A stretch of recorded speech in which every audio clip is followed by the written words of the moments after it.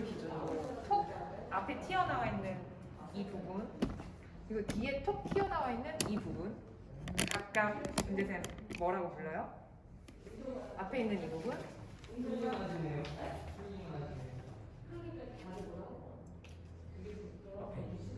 이 뼈 명칭. 위치. 휴머러스 헤드. 그 여기 아래 앞에 쭉 튀어나와 있는 부분 영어로 레서 튜버클이요. 그리고 그레이터 튜버클. 한글로는 뭐예요? 대전자. 응? 요거리요? 자, 이 뼈 뭐예요? 이 뼈 어디에? 지금 여기에 붙어 있어요. 상완골인데 요골이랑 척골이 나오면 안 되지. 상완 골도의 대전자. 맞아. 이걸 대전자라고 하고 소전자라고 소전자. 하는 각 어깨에서 근육들이 잘 붙도록 지금 앞 뒤에 이렇게 뼈가 툭툭 튀어나와 있는 거예요. 그 사이에 지금 이렇게 골이 져 있는데 이게 임상적으로 되게 중요한 이유 중에 하나가 이 사이로 이 건이 지나가요. 어떤 건이냐? 이두근의 건. 그런데 생각보다 거기서 생기는 찝힘 문제들이 굉장히 커요. 마찰이 일어나고 거기서 통증이 생기는 그 부분들이 생각보다 크거든요. 그래서 이 부분에 이 임상적인 위치의 지정을 조금 잘 염두를 해둬야 되고, 이게 많이 그 미는 동작 하면서도 문제가 생기니까. 그래서 이 상완골이라고 하는 건 날개뼈의 부 안에서 이렇게 부착이 돼 있어야 되는데, 이게 수평면으로 있는 게 아니라 약간 이게 상완골이 어깨가 앞으로 보면서 몸통은 뒤쪽으로 가 있어요. 즉, 이 부분이 평평하게 있는 게 아니라 기울어져 있는데 약간 더 앞으로 이렇게 나오게 기울어져 있다. 그게 30도 정도의 기울기예요. 근데 여기서 이 기울기에서 이 견갑골, 날개뼈는 또 앞으로 조금 더 35도로 기울어져 있어요. 그리고 쇄골은 20도. 그래서 각각 위에서 보자면 모양이 이런 식으로 삼각형을 그린다고 생각해 주시면 돼요. 이미지 메이킹 해봐요. 어깨축을 기준으로 양쪽 우리 앞, 뒤 삼각형 모양으로 약간 기울어져 있는 반경이에요. 자, 이 기울기에서 체크해 볼 거, 지금 각 견갑대라고 하는 중요한 관절들이 있어요. 그 관절이 첫 번째는 지금 이 흔한 상완골이랑 날개뼈가 부착하는 글레노 휴머럴 조인트라고 하는 간절한 상완 관절이라는 게 있어요. 그런데 이 부분에서 가장 중요한 거는 우리가 여기서 앞으로 튀어나오거나 너무 많이 아래로 내려와서 생기는 문제들이 가장 흔한 문제예요. 즉, 이게 어깨 빠짐도 탈구도 마찬가지긴 한데 여기서 불안정성이 굉장히 그 방향으로 커지기가 십상이거든요. 그래서 어깨가 아래로 내려온 사람들, 특히나 날개뼈가 아래쪽으로 처지거나 떨어진 사람들이 굉장히 이쪽에서 많이 문제를 겪을 수가 있어요. 제일 불안한 방향 중에 하나는 계속 기억해둬야 돼요. 앞으로 기운 거, 아래로 떨어진 거. 자, 근데 앞으로 기운 거 같은 경우는 우리가 체크하는 방식이 이 헤드라고 하는 부분을 양손으로 집었을 때 이 중간 범위의 이 앞부분, 이 부분이 3분의 1 이상 전방으로 더 나오면 그때 우리는 문제가 있다고 봐요. 맞아요. 라운드 숄더라고 맞아요. 라운드 숄더이기도 하고, 지금 이 관절화 상완 관절에서 문제가 있을 수 있다. 밸런싱이 굉장히 많이 안 맞을 수 있다. 양쪽의 대칭 차이 같이 보고 앞판과 뒷판에 대한 밸런스가 정말 많이 안 맞을 수 있는 그 여지에 대한 걸 체크를 할 수 있는 거죠. 그리고 두 번째 거기서 올라가면 이 날개뼈에 쑥 올라와 있는 견봉이라고 하는 그 제일 위에서 만질 수 있는 뼈가 있어요. 그 견봉이랑 그리고 쇄골이 만나는 그런 이음부가 견쇄관절이라고 하는 견봉의 견자 앞에 따고 쇄골에 쇄자 따서 견쇄관절 이렇게 부르는 맞아요. 그 뼈예요. 이 뼈 같은 경우는 특히나 굉장히 많이 다쳐요. 어떤 식으로 다치냐? 스키 타다가 아니면 넘어져서 각종 스포츠 활동에서 당기거나 쇄골 다치거나 부딪혀서 넘어지거나 굉장히 많이 이 부분이 불안한 관절이 될 수 있어요. 불안하다는 건 그러니까 통증 혹은 어깨에서 각종 질환에 노출되는 그런 관절의 뼈 이음새라는 거예요. 그래서 이게 어긋나기가 굉장히 쉬운 거 좀 기억하고 있으셔야 돼요. 그래서 그 어긋난 부분들이 보통은 간단하게 체크할 때 이렇게 안쪽으로 팔을 가져가고 그 반대쪽에서 더 밀어봤을 때 아파요.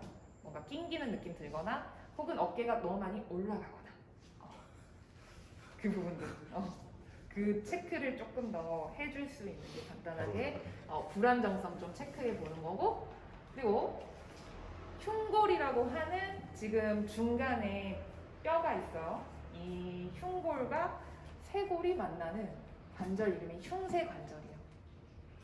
근데 이 흉쇄관절에서 이렇게까지는 아니지만 양측이 튀어나와 있는 사람들이 생각보다 많아요. 그리고 차이가 많아요. 양측이 대칭인 사람 많지 않아요. 그런데 이 흉쇄관절이라고 하는 이 관절도 튀어나오면 튀어나올수록 어깨 질환이 있을 가능성이 굉장히 높은 거거든요. 그런데 그게 어떤 식으로 많이 문제가 생기냐면 특히나 무거운 거 많이 드는 사람들, 그리고 푸시하는 그런 작업을 많이 하는 사람들, 푸시 관련된 운동을, 즉 프레스죠. 야구 같은 거. 야구도 마찬가지고 프레스, 벤치 프레스 미는, 그러니까 앞으로 미는 거 잘못하면 이 부분이 굉장히 많이 불안해질 수 있는데, 불안하면서 생기는 증상은 이런 식으로 생겨버려요.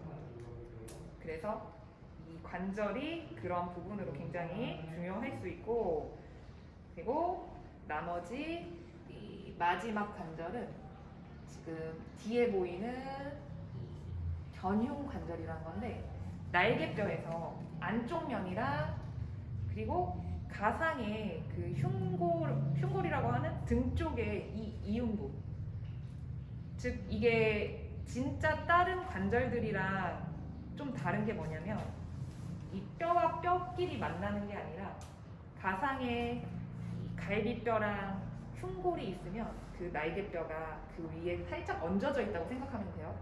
그런데 그 얹어져 있는 그 경계면이라고 생각해 주시면 될 것 같아요.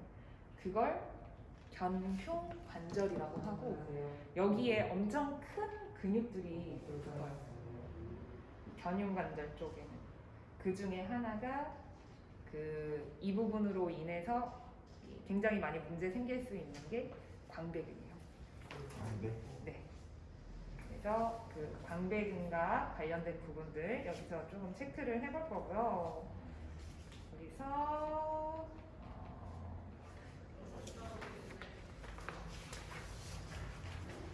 넘어갑니다. 지금 이게 날개뼈라고 생각을 해주시고, 그리고 이게 쇄골이라고 생각해 주시면 되는데, 이 그림에서 봤을 때 지금 이 팽팽하게 잡아당기고 있는 게 그 사이에 있는 되게 굉장히 중요한 인대예요, 인대. 근데 이 인대가 이렇게 느슨해져 있을 때는 어깨의 불안정성이 굉장히 큰 거예요. 근데 이게 이렇게 팽팽하게 당겨지기 위한 전제 조건이 뭐냐? 일단은 날개뼈가 정확하게 상방 회전한다고 하는 움직임을 잘 가져가셔야 되는 건데, 그 상방 회전 움직임이 날개뼈의 그 기준점에서 조금 더 바깥쪽과 뒤로 움직여지는 방향이에요. 좀 어렵죠? 자, 상방회전의 방향은 날개뼈가 지금 이 기준치 중앙에서 옆 그리고 살짝 더 뒤로 후방으로 돌아가면서 자, 3차원적인 부분으로 생각을 해봐야 돼요. 날개뼈의 면이 옆으로 뒤로 그리고 살짝 바깥쪽으로 회전한다. 전거근의 작용이랑 그냥 일치한 건가요? 정거근의 작용이랑 지금 일치한 거예요. 그래서 정거근이라고 하는 그 근육들 들어봤을까요? 네. 그 정거근을 잘 쓰는 사람들은 훨씬 더 상방회전이라는 게 잘 일어나요. 근데 그 상방회전의 지금 전제 조건 계속해서 날개뼈가 바깥쪽, 후방 뒤쪽, 그리고 바깥쪽 이렇게 3차원적인 그 면으로 움직이면서 이 인대를 팽팽하게 만들어야 되고 플러스 쇄골도 움직여야 돼요. 쇄골이 어떤 방향? 쇄골도 같이 후방으로 맞아요. 후방으로 쭉 뒤로 젖혀지면서 움직여지는 게 우리가 조금 더 잘 움직이기 위한 그런 방향이에요. 그래서 그것까지 조금 더 기억을 해주시면 좋을 것 같고 그래서 날개뼈의 전체적인 운동면 위로 올라갔다가 날개뼈는 내려갔다가 그리고 옆으로 갔다가 안쪽으로 갔다가 그리고 조금 더 회전시키는 상방회전이라고 하는 돌아가면서 위로 올라갔다가 다시 돌아가면서 아래로 내려갔다가 총 이런 움직임의 면들이 있는데 지금 위 아래로 가는 거상과 하강에 대한 움직임 그때는 팔은 어떻게 움직일 수 있을까요? 자, 다시 팔은 우리가 위, 아래 여기서도 위, 아래, 안쪽, 바깥쪽 그리고 회전, 이런 면들이 있죠. 다양한 방향으로 다 움직일 수 있는데 그거에 따라서 지금 날개뼈들이 각각 위, 아래, 바깥쪽, 안쪽 그리고 상방회전이라고 같이 돌아가고 다시 같이 돌아오면서 내려오고 이런 것들이 복합적으로 작용해야 되는 건데 이게 안 되면 우리가 문제가 생겨요. 이 부분이 스카풀라 휴머럴 리듬이라는 견흉 아까의 관절적인 거 봤잖아요. 그 관절에서 공식이 있는데요. 날개뼈랑 어깨가 각각 어느 비율로 움직일 건지에 대한 식이요. 자, 이 팔이 위로 60도까지 움직일 때 그때부터 날개뼈가 조금씩 같이 따라와서 움직여줘야 되거든요. 즉 60도 움직였을 때 이제 0도부터 시작을 해요. 그래서 이 2배의 부분까지 올라갔을 때 날개뼈가 그 0도에서부터 차츰차츰 올라가면서 120도까지 팔이 올라갔을 때는 날개뼈는 60도까지 오는 거예요. 자, 이걸 2대1의 법칙 지금 날개뼈랑 그리고 팔뼈 그 부분의 리듬 같은 비율이 어느 정도 가냐? 팔이 더 2배 이상 움직일 때 날개뼈는 1배로 조금씩 따라온다는 그런 법칙이에요. 그 부분 견갑 상완 리듬이라고 해요. 네, 견갑 상완 리듬. 근데 이게 또 안 될 때 어깨가 굉장히 많이 문제가 생길 수 있는 그런 상태가 되는 거죠. 그래서 어깨의 큰 문제적인 중요한 방향 중에 하나가 밸런싱이 맞나 안 맞나에 대한 체크를 해볼 수 있는 그 범위 중에 하나가 팔을 올리는 이 상방 회전의 방향 날개뼈가 잘 따라오나 그리고 내릴 때도 중요하거든요. 내릴 때도 이게 그냥 내려가는 게 아니라 잘 근육들이 서로 잡아주면서 끝까지 원심성 수축이라고 하는 즉 근육이 짧아지면서 수축하는 것도 중요하긴 하지만 이게 길어지면서 수축하는 것도 굉장히 중요해져. 좀 약간 어려운 얘기인데 내려올 때도 확 관절이 불안하면 다 각각 제자리에 있지 못한다는 내용이에요. 그래서 그 부분을 카운터 밸런싱이라고 하는데 그 대표적인 카운터 밸런싱이 예를 들어서 그런 게 있어요.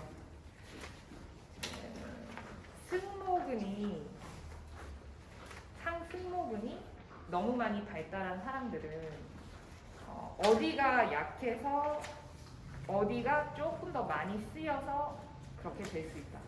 그 부분을 조금 추측해 볼 수 있는 건데 예를 들어 상승모근이 너무 아파. 그러면 우리는 하승모근이 너무 약해서 그렇게 생길 수 있는 문제라고 보는 거예요. 그리고 또 하나는 그 날개뼈 뒤쪽 면 근육과 앞쪽 면의 대표적인 그 근육들 그 부분 중에 하나가 이게 우리 가슴 근육 너무 많이 짧아져서 생기는 문제들이 평소에 많아요. 그런데 반대로 뒤쪽에 있는 근육이 또 약해져서 생기는 그 부분이 여기 앞을 또 너무 많이 짧게 많이 쓰게 만들었다는 그 개념의 부분들 그게 카운터 밸런싱이거든요. 그래서 리듬이랑 날개뼈에 대한 부분들 정확하게 알아둬야 되고 이 계속해서 팔이 움직일 때 날개뼈가 따라오는 끝 지점에서 날개뼈가 정확하게 다 따라오는지 그 끝범위를 우리가 이따가 체크를 해볼 거예요. 그래서 이 장력 밸런스에 있어서 지금 회전근개라고 하는 거를 정확하게 짚고 들어가야 돼요. 회전근개 들어봤을까요? 회전근개 어떤 부분이죠? 가근 그 견갑 거근 네, 그리고 극상근 견갑거근요? 견갑거근? 견갑하근 아, 그렇지. 극상근 극하근 그 소원근 아, 네, 그렇지. 자, 총 4개의 회전근개 근육이 있어요. 그 회전근개에서 지금 중요한 그 카운터 밸런스에 대한 내용인데 지금 이 앞, 뒤 면에서 조금 더 극하근이라고 하는 날개뼈에 지금 이 스팟에서 지금 날개뼈가 있으면 조금 더 상부와 하부로 나눠요. 그 하부 쪽에 있는 그 극하근이 굉장히 많이 약해지기가 쉽거든요.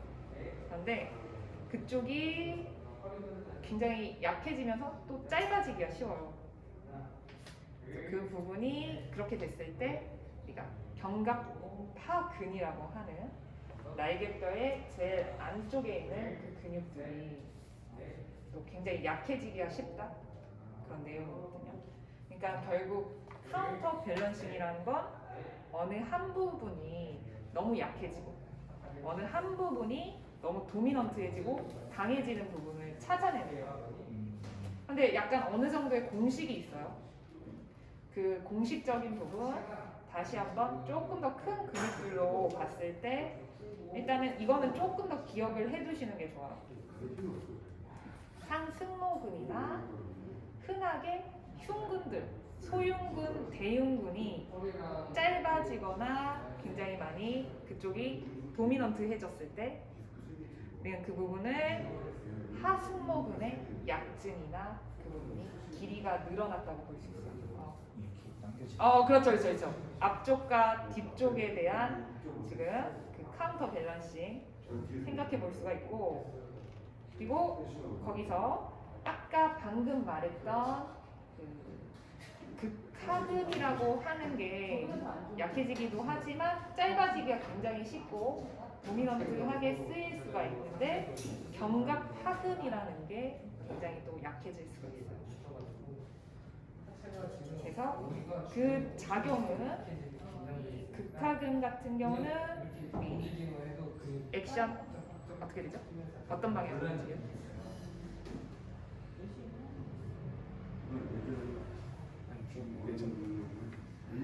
극하근이? 이게 회전근개인데 하강. 외회전시키는 방향 그리고 견갑하거든요. 맞아. 네, 반대 작용이에요. 이 역시도 카운터 밸런싱 좀 더 생각을 해주면 좋을 것 같아요. 그래서 그 상태의 대표적인 것들을 기준으로 좀 볼 거고, 그리고 또 그 팔을 올리는 데 있어서 그러니까 정상적으로 근육이 발동하는 순서가 있어요. 일단은 제일 위쪽에 이제 30도 이전까지는 극상근이라고 하는 어깨 쪽에 부분이 첫 번째로 쓰여요. 극상근. 그리고 두 번째 삼각근이 쓰여요. 30도 이후부터. 잘 생각하세요. 극상근 다음에 삼각근. 팔 쪽으로 넘어가는 거죠. 그 다음 상부 승모근이 있어요. 그리고 나서 재밌는 건 반대측에 허리 쪽 요방형근이 있어요. 그렇지. 그래서 거기서부터 우리가 생길 수 있는 밸런싱에 대한 부분이 한쪽이 틀어져서 한쪽이 조금 더 안 나올 수 있는 게 허리까지 지금 넘어가요. 그리고 척추 기립근이 제일 마지막에 있어요. 그래서 팔을 올리는 데 있어서 반대쪽의 허리까지, 그러니까 전반적인 허리 안정성까지 조금 더 봐줄 수 있어야 되고, 그게 안 좋잖아요? 그러면 팔도 안 좋을 수 있는 게 또 2중, 3중으로 생길 수 있는 거죠. 그래서 양쪽에 짝짝이가 되는 게 보통은 대각선으로 많이 와요. 그 부분이. 기립근도 반대쪽 말씀하시는 거. 기립근은 두 개 다 신부에서 잡힌다고 생각을 해주고, 근데 조금 더 그 반대쪽이 더 요방형근이랑 같은 형태의 액션으로 갈 수는 있죠. 그래서 그 상태까지 좀 더 기억을 해주고, 자, 여기서 충돌 증후군이라고 하는 걸 많이 들어봤을 거예요. 어깨에서 대표적으로 제일 많은 것 중에 하나가 충돌 증후군. 그리고 거기서 또 뭘까요? 회전근개파요. 맞아. 이게 정말 대부분의 그런 문제들로 다 오는 것들인데, 멀쩡한 사람이 거의 없을 정도로. 그래서 처음에는 이제 여러 가지 해부학적 자세나 뭐 틀어진 그런 거 계속해서 그런 압박을 받게 되면 지금 견봉하 공간이라고 하는 그 어깨뼈 바로 아래에 특정 점액낭이라고 하는 윤활유 같은 그런 공간이 있어요. 근데 그 공간이 자꾸 침투를 받는 거예요. 그러면서 생기는 충돌이라든지 회전근개 병증. 또 하나는 너무 많이 이제 사용을 해. 그럴 때 생기는 한쪽의 카운터 밸런싱, 아까처럼 너무 과하게 쓰이는 근육들이 발생하면서 생기는 그런 문제가 있고, 그리고 이게 어깨 자체에서 근육이 너무 없어. 오히려 다 약해버려. 그러면 어깨는 조금 더 덜 떨글떨글 거리면서 생길 수 있는, 잡아주지 못하면서 생길 수 있는 그런 문제가. 그래서 결론적으로 회전근개와 충돌하는 지금 모든 질환들은 서로 같이 교차해서 발생하기도 하고 단독으로 발생할 수도 있기도 한데, 대부분은 이게 결국은 마지노선은 같이 올 수 있는 부분이 굉장히 크다는 거. 그런데 다시 한번 강조하자면, 아까 제 도입 후 처음에 제일 많이 생길 수 있는 문제점이 그 상완골에서 아래로 밀리거나 앞으로 밀리거나, 맞아요. 그 부분의 문제가 굉장히 크니까 그걸 좀 많이 잡아줄 수 있도록 우리는 가는 게 큰 문제 중에 하나고, 날개뼈에서도 아래 떨어진 거 얼마나 잘 올려줄 수 있냐에 대한 게 또 두 번째 관문. 제일 어깨에서 많이 생길 수 있는 건 어쨌든 하방에 대한 그런 부분, 전방에 대한 물리적인 부분, 그거 계속해서 같이. 그래서 그걸 간단하게 그 어깨에서 체크를 해볼 수 있는 부분들이 이제 회전근개, 그리고 프로젠 숄더라고 하는 오십견. 그리고 너무 그냥 큰 일례 없이 그냥 어깨가 약해서 오는 그런 변수. 그리고 목에서부터 오는 것도 좀 있어요. 그래서 크게 이런 것들은 나이 때 보면 거의 그 젊으신 분들은 불안정성으로 생기거나 아니면 회전근개 이상 뭐 다쳐서 각종 그런 부분들이 좀 많고, 나이 드신 분들은 목뼈에서 나오는 그런 퇴행성이라든지 아니면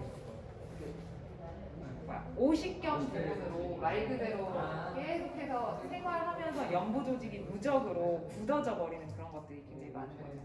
근데 그 특징적인 걸 보면 이제 회전근개 같은 경우는 범위가 어느 정도는 나와요. 근데 아파, 그냥 거의 끝 지점에서 아프고, 그 지금 오십견은 그냥 안 올라가. 범위를 찾을 수가 없어요. 그런데 또 불안정성 같은 경우는 오히려 범위가 너무 꺾여. 이 부분을 제한을 할 수가 없어요. 그리고 이 목으로 오는 거는 오히려 그 오십견처럼 뭔가 오십견처럼 잘 안 가요, 범위가. 그래서 그 특징들이 있고, 다만 그 목뼈에서는 감별 진단해야 되는 거, 우리가 저번처럼 그 목에서의 가동 범위 확인을 해보거나 아니면 그 지금 목에서의 통증을 체크를 해보는 거죠. 그 목에서 체크를 한다는 건 조금 더 저번에 그 척추동맥 압박하는 그 부분도 포함이 될 수도 있고요. 손 저림에 대한 그런 체크를 해볼 수도 있을까요? 그래서 좀 그런 식으로. 디스크에 좀 가까운. 응? 목 디스크랑 많이 가까운. 그렇죠. 목 디스크도 그렇고, 목 디스크뿐만 아니라 목에서 질환 같은 경우는 뼈와 뼈 사이가 좀 더 가까워져서 계속 물려서 생길 수 있는 그런 관절 질환. 그게 허리에서도 마찬가지긴 하지만 뼈가 퇴행을 만들고 계속해서 목뼈끼리 부딪히면 후관절증이라고 또 하거든요. 디스크는 조금 더 앞으로 많이 눌려서 생길 수 있는 그런 구조물의 압박으로 이게 납작해지는 거고, 관절과 관절 사이의 뒷면에서 또 엄청 많이 뒤로 밀려서 생길 수 있는 그런 관절증, 유착 그런 부분들이 있어요. 그래서 그런 전반적인 목에 대한 이상이 생길 수도 있다. 그래서 그 어깨 충돌 같은 경우는 팔을 옆으로 올리거나 앞으로 올렸을 때 그 과정에서 뭔가 전반적으로 아플 수 있는데, 특히나 끝에서 못 올리는 그런 경우가 흔하긴 하지만 제일 흔하게 이 범위 안에서 통증이 주로 일어나요. 그게 60도에서부터 120도예요. 이 과정을 이렇게 보자면 60도부터 아까 날개뼈가 같이 움직여진다고 했어요. 날개뼈가 안 움직이면서 생길 수 있는 그런 부분들이 굉장히 큰 거죠. 120도까지 올렸을 때 날개뼈가 몇 도 움직여요? 60도. 맞아. 근데 그 60도까지 안 왔을 가능성이 굉장히 큰 거죠. 그래서 그게 지금 충돌 증후군일 거고, 그래서 그거는 동작 수행으로 우리가 조금 더 체크를 해볼 수 있어서 이따가 좀 간단하게 실습을 해보고, 이 부분은 아까 전, 중, 후 여기 이 근육들 기억을 해주라고 한 건데, 이게 왜 나왔냐? 흉곽 출구 증후군이라는 걸 지금 잠깐 소개를 해드릴 건데요. 이 흉곽 출구 증후군이라는 거, 목 디스크랑 다르게 지금 목 뒷면이랑 그리고 팔 앞면, 뒷면 혹은 엄지 손가락까지도 뭔가 저림이 쭉 타고 내려오는 경우들이 굉장히 흔한 증상 중에 하나고, 이게 자면서도 막 불편해서 깨고, 그게 목 전반적인 막 이런 뒷면이랑 막 뭔가 배겨 있는 것 같고 되게 불편한 느낌들이 굉장히 커요. 심지어는 이제 가슴 앞면까지 그걸 어떻게 체크하고 어떻게 목 디스크랑 감별하는지에 대한 부분들은 목 디스크 같은 경우는 이제 손이 같이 저리긴 해. 그런데 걔네는 앞이나 뒤쪽 면이 막 불편하진 않아요. 좀 더 범위가 넓지 않아요. 표적으로 가는 경우가 많고, 그리고 또 하나는 목을 뒤로 젖힐 때 목 디스크는 굉장히 불편함을 많이 느껴요. 그런데 이런 흉곽 출구 증후군은 목을 숙일 때 불편함을 많이 느껴요. 그리고 막 뭔가 뒷골 불편하고 그런 부분으로 대략적으로 기억을 해주시면 되는데, 그 흉곽 출구 증후군이라는 게 특히나 아까 우리 짚어본 사각근 혹은 소흉근 때문에 생기는 문제들이 굉장히 많은 거죠. 얘네가 단축이 되고 짧게 되고 경직이 돼서 생기는 문제들이 되게 많아요. 그래서 그거 좀 잘 풀어줘도 이게 괜찮아지는 경우 도움이 많이 되고, 거기서 쇄골이죠, 쇄골. 쇄골이 생각보다 많이 다쳐요. 그리고 위치가 이게 자세가 안 좋은 사람들이 굉장히 많이 위아래 위치 변형이 많이 생겨 있는데, 그러다 보니까 그 바로 아래 신경도 지나가고 동맥도 지나가요. 얘네가 물리기가 너무 쉬운 거예요. 그래서 그런 것들로 생기는 그 문제들이 지금 아까 설명했던 이 쇄골의 위치 부분으로 눌려서 압박받을 수 있는 이 늑세 증후군, 흉쇄 증후군의 다 일종이죠. 그런 기전으로 가고, 그리고 가외전 증후군이라고 이게 소흉근이 압박을 받는 거예요. 팔을 옆으로 올리는 부분이 잘 안 되거나 혹은 불편하거나 이 부분이 찝히거나 각종 그런 올리면서 생길 수 있는 이 공간이 굉장히 많이 기준치보다 더 좁아져서 발생해요. 그래서 이것도 다 흉곽출구 증후군에 속해요. 그래서 그걸 어떻게 알아보냐? 흉곽출구 증후군을 체크할 때 목을 옆으로 기울이게 하고, 그리고 같은 동쪽으로 돌게 하고 꺾어봐요. 뒤로. 이렇게 30초 이상 있어도 저리지 않나. 목이 아픈데.